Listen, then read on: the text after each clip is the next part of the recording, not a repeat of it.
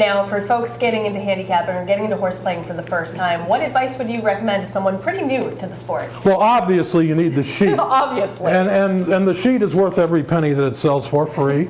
And I think it would help to look at this. And it doesn't like you have to follow something like this, like, oh, this is the Bible. Just like, okay, gives me some ideas. Refunds. And you might, I do, if I come see Jessica.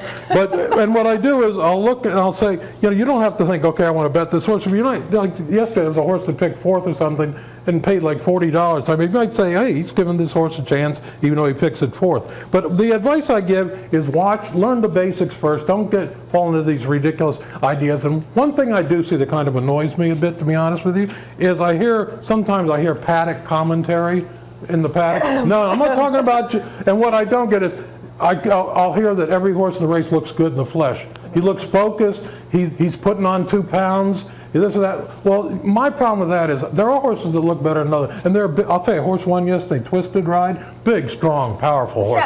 Strap. And that's all good, but it can be overrated, the idea that, oh, the horse looks intelligent, focused. They don't go to college.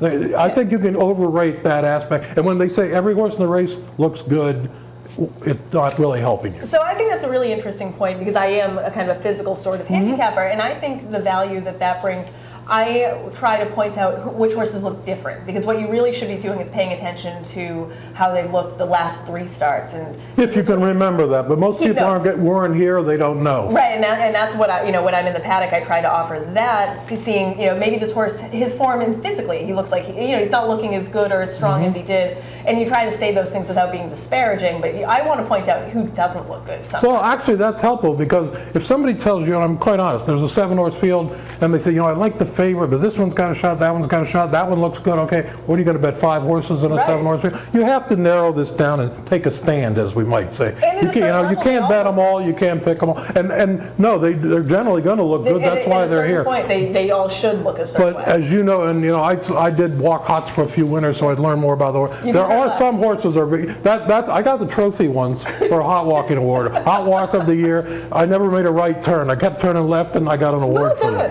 Yeah, it was tremendous. I still, when I'm home, I walk to the left all the time now.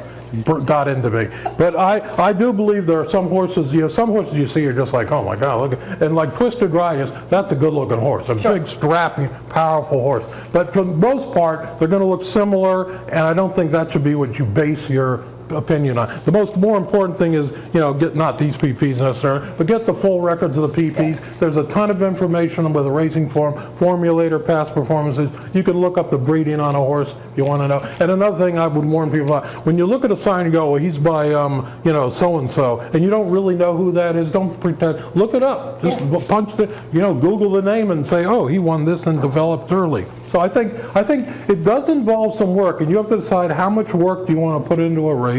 I have races where I literally do it 15 minutes because it's like obvious. You can eliminate 4 and the other 2. And I have other ones that spend half hour or so looking up horses and this and that. I'll even go back and watch replays, because I'm a big one on, especially if it's out of town, I'm a big one on seeing, okay, it says stumbled at the start. How bad did he stumble? Did it really seem to cost him, or you recover so fast? It's irrelevant. And all this depends, not everybody who comes to the track should have to, pour every ounce of their mental capacities into it. It depends on how seriously you want to take it. If you're just out to have fun, have a couple beers and take a shot on a couple, do that. I've had an experience over the years that people come to the track for the first time are unbelievably lucky. I'll give an example. I took a couple people out to once to Atlantic City, once to Santa Anita, believe it or not. And one person walked in Atlantic City, there was a $10 bill on the floor. Just laying on the floor, walked in and got it. Free money. And then there was another case where somebody was going to the track the first time, and they said, in the last race, flight to Rome, my mother just went to Rome. And what I was thinking was, this horse couldn't outrun a fat man up the hill. But I'm not going to say that, because what I thought, needless to say, the horse won and paid like $50. Of course. So you never want to discourage someone from betting on a horse, even if you don't like it, because they're going to hate you forever.